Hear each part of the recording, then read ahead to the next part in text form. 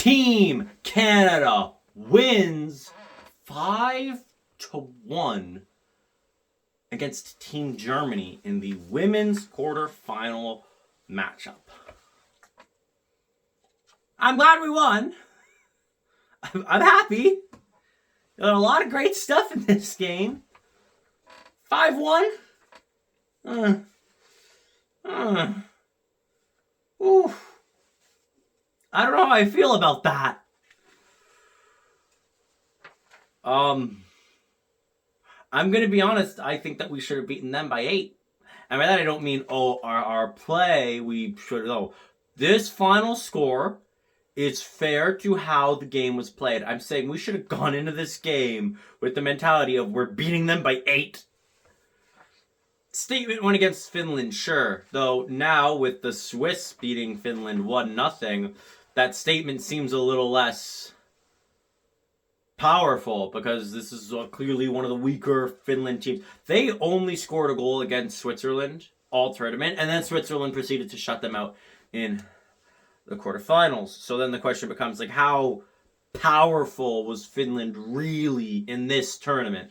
Clearly, they weren't nearly as good as we thought. You know, look, I love Ahola, but clearly they weren't ready. And had they faced Canada, they would have probably gotten smacked. But then that brings back the point of, like, okay, so Switzerland beat them 1-0. And that was their, statement win, beating Finland. Oh. The team that could not score a single goal against that got shut out by every team they faced, literally, because the one team that they scored on proceeded to shut them out. So yeah, wow, we had a statement win by beating the one team that literally couldn't score. We beat them 5-0. I mean, still a statement win, but you look at the U.S., they got a statement win. They beat Canada 5-0. Does this game make me more or less confident in their ability to win the gold? That's the question I ask myself, and my answer, honestly, less. Less confident in their ability to win gold. Do I have more confidence that they're going to make the gold medal game? I'm borderline certain. I think we're beating Switzerland. The Swiss goaltender is amazing. The Swiss goaltender is honestly the only bright spot. They aren't scoring a lot of goals. And against Canada, yes, they scored against Canada, but against Canada, they are going to need 3 goals, or they are going to need the greatest goaltending performance ever. I don't think the Swiss is gonna hold us back that much. Canada's probably gonna get 4 or 5. Probably gonna win 4-1, 5-1, similar to this game. And Canada's probably gonna get absolutely decimated by the Americans. Absolutely decimated. And Poulin being there is not going to be the difference maker. Genuinely, my hope for gold at this point is that we see the greatest upset of all time. In Sweden beating America. I'm like, Sweden, please, if you're ever going to do anything for us, now's the time. Go in there and just upset City. Please, Sweden, please. Right out of the gate, it does not take long. 1-0, Brianne Jenner. We start strong. We have one chance immediately, and then the next one, it's Brianne Jenner. The charge played great. Jenner gets a point. Clark gets a point. Larocque had a really good game. She is responsible for 2 penalties getting called and putting Canada on the power play twice. The charge doing great. The charge are doing great.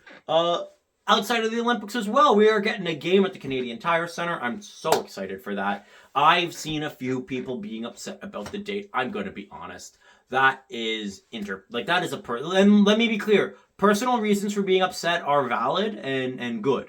If you have plans during the long weekend and you're like, I had plans, I was going to go to the March 11th game and now I can't because I had plans on April 3rd, I get it. That sucks for you. More people have plans on Wednesday, March 11th than they do on Friday, April 3rd, which is the Good Friday holiday.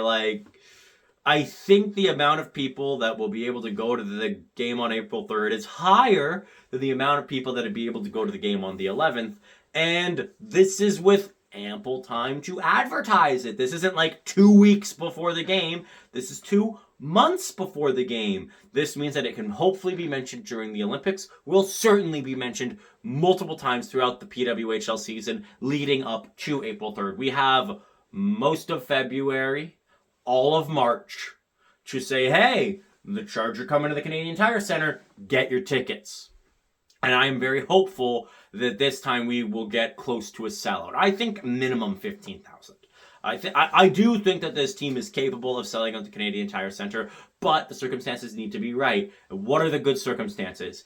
It is 7 p.m. on a Friday night. Not just any Friday night, it's a holiday Friday night for a long weekend. It's a long weekend, so there's going to be a lot of people who will have family over. Hey, what's something fun to do with the family? Go to the game.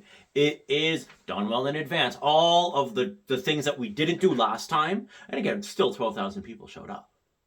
Like, we still had great numbers, but everything else, check mark, check mark, check mark.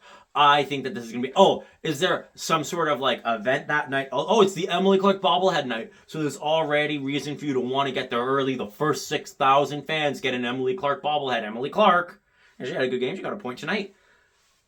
All of those things are the things that you want to get people to come to the Canadian Tire Center to watch some Ottawa Charge hockey. So, Ottawa Charge did great during the Olympics. Ottawa Charge doing great outside of the Olympics. I'm so looking forward to that game. But not long after we get a power play, it's time to keep things rolling or not. We have, up to this point, the worst power play of the tournament. Germany breaks out twice, and we have sustained pressure for maybe the first half of the power play. The last minute, nothing. This is Team Canada versus Germany, and Team Canada's on the power play. Poulin, Fillier, Stacy, someone, anyone. This should be a free goal. And even if you don't score, it absolutely shouldn't be doing more for Germany than for us. The rest of the period, we have superior play. We just aren't scoring. Like, we're playing better, but 1-0 does not provide confidence. I said it in a men's video, and I'm going to say it here. This is how upsets happen. You look at Finland and Switzerland. You outplay them, you outshoot them, but you just don't find the back of the net. And they just need that one sneaky little goal, and then your whole tournament goes up in smoke.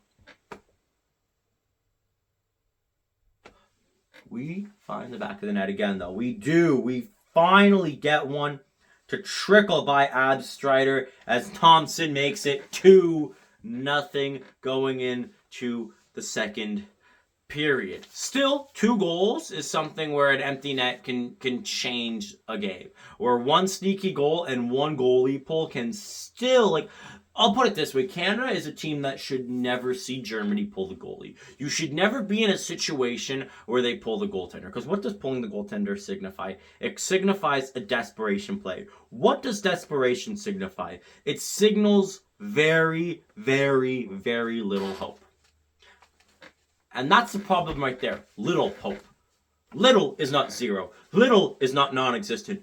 Pulling the goalie means you still think you can win.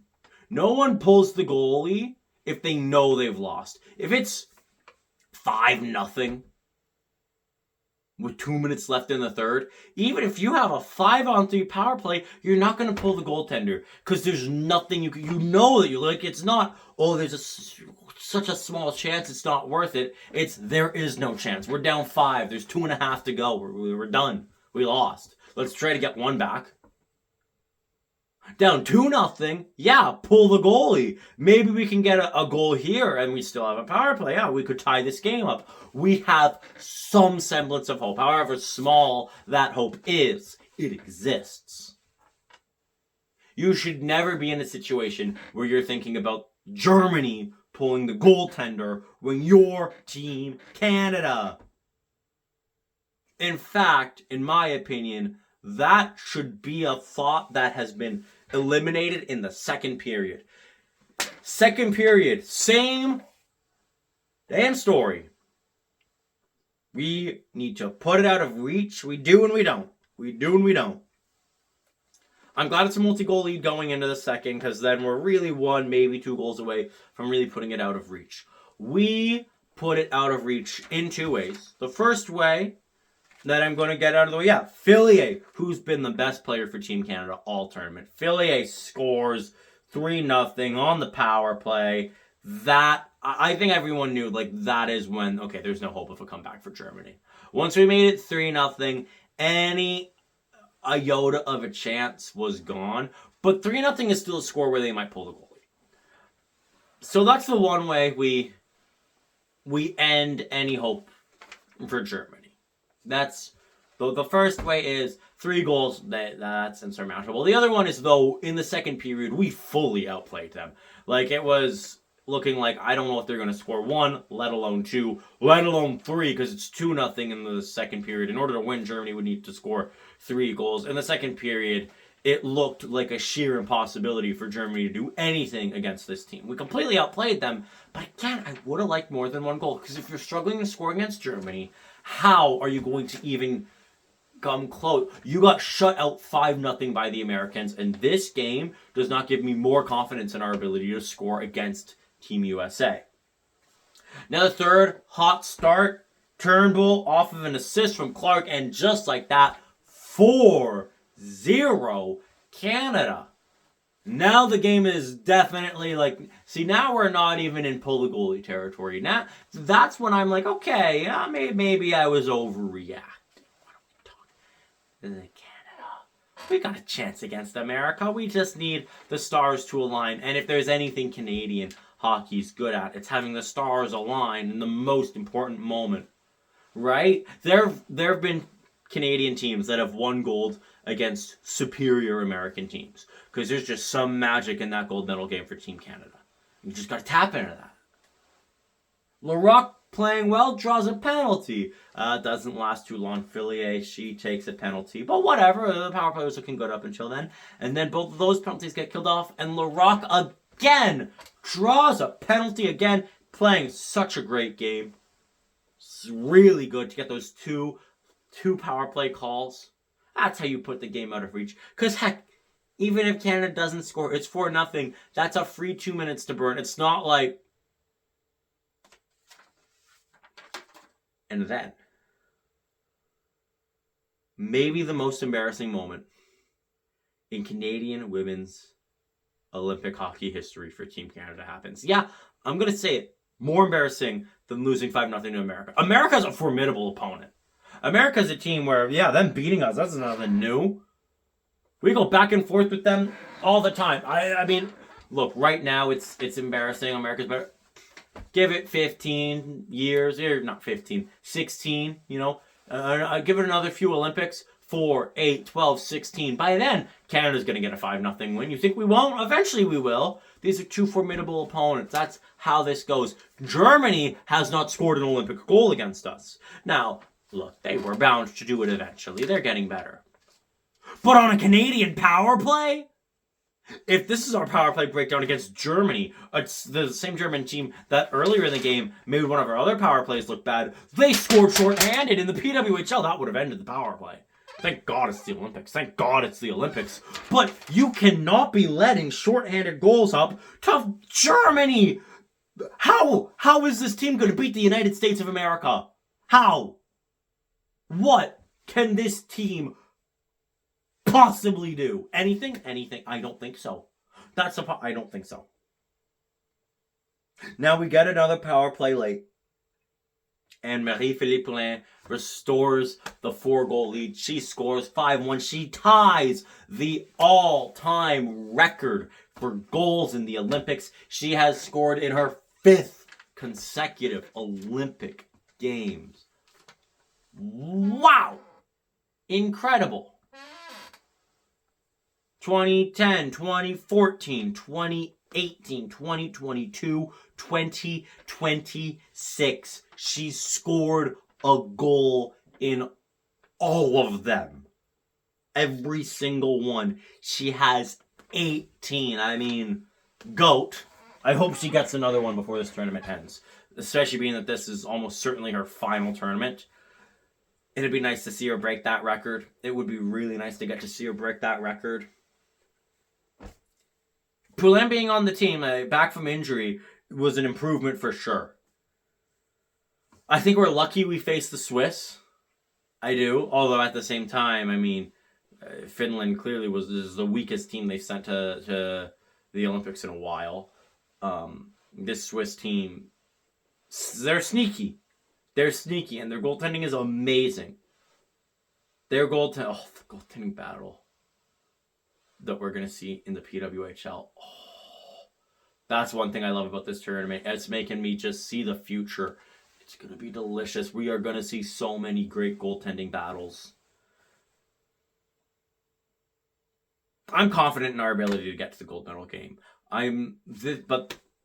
But my confidence in our ability to win that gold medal, it's not better because of this game. It is worse.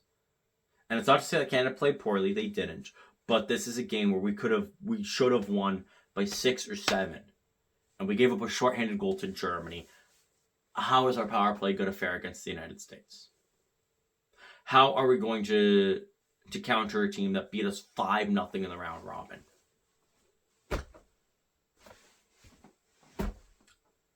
But, you know what? I'm feeling a lot better than Team Germany, I'm sure. A win is a win. Hey, back to the medal round. Let's go. Let's beat the Swiss. Let's get to the gold medal game. That's the beauty of the Olympics. It's one game. One game will decide who wins and who loses.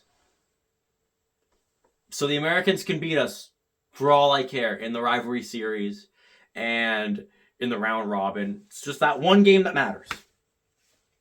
Next up, let's punch our ticket to that game. And as always, go Canada, go!